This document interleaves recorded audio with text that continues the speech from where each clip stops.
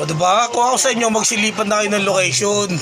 Kaya tunay na pangyayari para sabihin na hindi mo alam kung sino pinupuntahan nyo, ako ba o siya, o diba sila. Kaya tunay na pangyayari o nakikiramdam lang kayo sa akin. O diba, o bakit hindi ko kayo kailangan, o umalis na kayo. O diba, yan tunay. Ulit nyo, dahil nyo pa yung hindi nag-aaral. O ilang kung ano, ginagago yung mga sarili nyo eh. So totoo lang, wala akong pakialam kahit sabihin mo ano,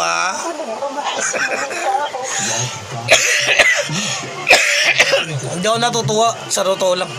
Nambubisit kayo sa akin. Yan ang tunay na pangyayari. Hindi nyo kasi ako kakilala eh. O diba, kung ano yung ugali ko talaga. Yan ang tunay. Yan ang gusto nyo malaman eh, no? Tapos kayo pa, ang kakapal mo kayo, mag-a-adjust kunyari.